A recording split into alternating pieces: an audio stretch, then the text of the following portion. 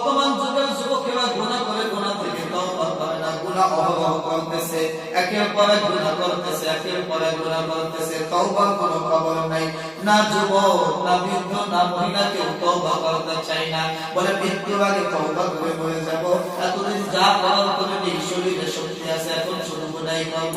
যখন শরীরে শক্তি থাকবে না, মস্তিষ্কে যে তওবা করব। এ বন্ধু, আল্লাহ পাক কারো জীবনে হায়াতের গ্যারান্টি দেয় নাই। তুমি 50 বছর বাঁচবা, তুমি 100 বছর বাঁচবা। যদি এরকম গ্যারান্টি দিত, 50 বছর গুনাহ করতাম, পরবর্তী 50 বছর তওবা করতাম। কিন্তু যেহেতু হায়াতের গ্যারান্টি নাই, যে কোনো মুহূর্তে যে কোনো দুনিয়া থেকে বিদায় হয়ে যাইতে পারে, যুবক যাইতে পারে, বৃদ্ধ দুনিয়া থেকে বিদায় হইতে পারে, মাও দুনিয়া থেকে বিদায় হয়, সন্তান দুনিয়া থেকে বিদায় হয়। মা আগে সন্তান দুনিয়া থেকে যায়, এমন বুঝি অনেক আছে। বাবা আগে সন্তান দুনিয়া থেকে নেওয়া যায়। যুবক মারা যায় না, বৃদ্ধ মারা যায়। আবার কখনো বৃদ্ধ মারা যায়, যুবক থেকে যায়, যুবক মারা যায়, বৃদ্ধ থেকে যায়। কারণ হায়াতের গ্যারান্টি আল্লাহ পাক কাউকে দেন নাই। শুধু শয়তানকে কিয়ামত পর্যন্ত হায়াত দিয়েছে। আর যারা মানুষ, তাদের হায়াত কিয়ামত পর্যন্ত না। কারো হায়াত 100 বছর, কারো হায়াত 50 বছর, কারো জিন্দেগি আবার মায়ের গর্ভ থেকে শেষ হয়ে যায়। ইমানদার, চাই মহিলা হোক, চাই পুরুষ হোক, পৃথিবীতে যত মানুষ আল্লাহ রাব্বুল আলামিন বানিয়েছেন, এই মানুষদের মধ্য থেকে যাদেরকে আল্লাহ ঈমান নামক দৌলত দান করেছেন, পৃথিবীর সব মানুষগুলো একপাশে আর একজন ঈমানদার একপাশে থাকবে। আল্লাহ পাক ওই ঈমানদারের পাল্লাটা ভারী করে দিবেন।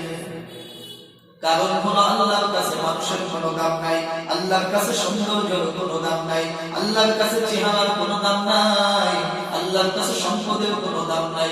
আল্লাহ তাআলার কাছে সবচেয়ে দাম হলো ঈমানের দাম। কথা বলতে এই ঈমানের এত দাম।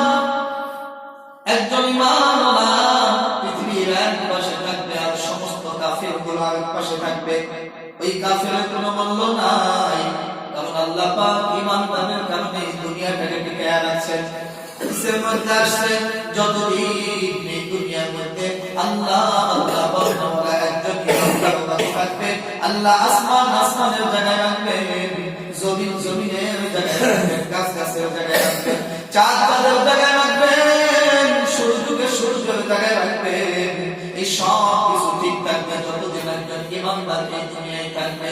যেদিন এই একজন ঈমানদার দুনিয়া থেকে বিদায় হয়ে যাবে, আল্লাহ বলবেন আসমানের কোনো প্রয়োজন নাই, জমিনের কোনো প্রয়োজন নাই, পাহাড়ের কোনো প্রয়োজন নাই, গাছের কোনো প্রয়োজন নাই, গাছের কোনো প্রয়োজন নাই, সূর্যের কোনো প্রয়োজন নাই রে। কারণ এই সূর্যটাকে আমি প্রতিদিন উঠাইতাম ঈমানদারের জন্য, চাঁদটাকে প্রতিদিন উঠাইতাম ঈমানদারের জন্য, পুকুরের মাছগুলোকে বাঁচিয়ে রাখতাম ঈমানদারের জন্য, সমুদ্রের পানিগুলোকে বাঁচিয়ে রাখতাম ঈমানদারের জন্য, গাছগুলোকে বাঁচিয়ে রাখতাম ঈমানদারের জন্য। আজকে দুনিয়া থেকে ঈমানদার বিদায় হয়ে গেছে, সুতরাং আসমানের দরকার নাই, জমিনের দরকার নাই। ইদাস সামাউ শাক্কা, বলে আসমান পুরো ভাবে ফেটে চূর্ণ বিচূর্ণ হয়ে যাবে, জমিন পুরো চৌচির হয়ে যাবে, পাহাড়গুলো তাকুনুল জিবালু কালইনিল মানফুশ। এই বিশাল বিশাল পাহাড়, এত বড় পাহাড়, কোটি কোটি মানুষ যদি পাহাড়টাকে ধাক্কা দেয়, পাহাড়টা সামান্য পরিমাণ পিছে করানো যায় না। এই পাহাড়কে যদি চূর্ণ বিচূর্ণ করতে হয়, বিশাল বিশাল বম ওই পাহাড়ের নিচে পুঁতে রেখে পাহাড় ফাটিয়ে পাথর বের করে। আল্লাহ পাক বলেন কিয়ামতের ময়দানে এই জমিনটা যখন শেষ হয়ে যাবে, যেদিন কিয়ামত হয়ে যাবে, কোন দিন হবে যেদিন এই দুনিয়ায় আমার বান্দা থাকবে না, আল্লাহ আল্লাহ বললো এই দুনিয়ায় থাকবে না, ওই দিন আমি আল্লাহ এই পাহাড়টাকে বম দিয়ে ফাটাইব না, আমি শুধু আওয়াজ দেব ধ্বংস হয়ে যাও, ফানা হয়ে যাও, সাথে সাথে পাহাড়গুলো দুলাল যায়, আকাশে উঠতে থাকবে। এ বন্ধু, এই জন্য আল্লাহ পাক জানিয়ে দিলেন, ইয়া আইয়ুহাল্লাযীনা আমানু তুবু ইলাল্লাহি তাওবাতান নাসুহা। বন্ধু রে, গুনাহ জীবনে হবে, কারণ মুসলমান মুসলমান যেহেতু আমরা যেহেতু মানুষ, আমাদের মধ্যে গুনাহের খায়সাত আছে। গুনাহ দেখলে আমাদের করতে মন চাই, নেকি যেমন করতে চাই গুনাহটাও তেমন করতে চাই। কারণ আমাদের মধ্যে নফসে লাওয়ামা আছে, নফসে হাম্মালা আছে, নফসে মুতমাইন্না আছে। বলে এই তিনটা নফস আমাদের মধ্যে যেহেতু আছে, আমরা গুনাহ করি নেকিও করি। আল্লাহ পাক বলেন গুনাহ করার পর যেই বান্দা আমার কাছে তওবা করে, পৃথিবীর মধ্যে সবচেয়ে দামি হলো তওবাকারী বান্দা। সুবহানাল্লাহ।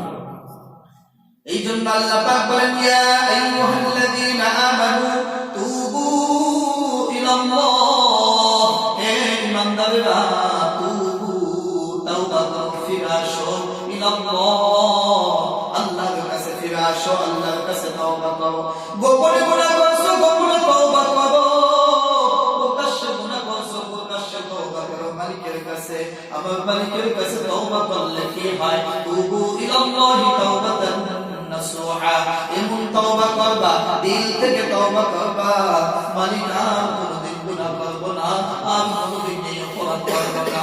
আল্লাহ পাক আমাদের গুনাহ না করার অঙ্গীকারটা, অপরাধ না করার অঙ্গীকারের বদৌলতে আল্লাহ তোমার জীবনের গুনাহগুলোকে মাফ করে দিবেন, সাথে সাথে গুনাহ পরিমাণ নেকি তোমার আমলনামায় পৌঁছায় দিবে। এই জন্য তওবা সর্ব গুনাহ মাফের জন্য। কবিরা গুনাহগুলো তওবা ছাড়া মাফ হয় না, সগীরা গুনাহগুলো দান সৎকার দ্বারা মাফ হয়ে যায়, বিভিন্ন নেকের কাজের দ্বারা মাফ হয়ে যায়। কিন্তু কবিরা গুনাহ যেগুলো বড় বড় গুনাহ, জিনার গুনাহ, চুরির গুনাহ, অপরাধের গুনাহ, মিথ্যার গুনাহ, জুলুমের গুনাহ, অন্যায়ের গুনাহ, হালাল হারাম বেঁচে খাও নাই, হারাম খাইছো, হারামের গুনাহ, সব গুনাহ হলো কবিরা গুনাহ। এই গুনাহগুলো যদি মাফ করাইতে হইবে, তাহলে মালিকের কাছে তওবা করতে হবে। মালিকের কাছে তওবা করার পর আল্লাহ পাক তার নবীকে জানায় দিলেন তওবাকারীর অবস্থাটা কেমন। আত-তাইবু মিনাজ যামবি কামান লা যামবা লা, বলে একজন তওবাকারী মুসলমান যখন তার গুনাহ থেকে তওবা করবে, ওই মানুষটাকে আমি আল্লাহ যদি তার গুনাহটাকে ক্ষমা করে দেই, ওই তওবাকারী ব্যক্তিটা কেমন যেন নিষ্পাপ শিশু, দুনিয়াতে আসলে তার জীবনে কোনো গুনাহ থাকে না, কলঙ্ক থাকে না। আমি আল্লাহ তওবাকারীকে এরকম নিষ্পাপ শিশুর মতো গুনাহীন বানায় দেই।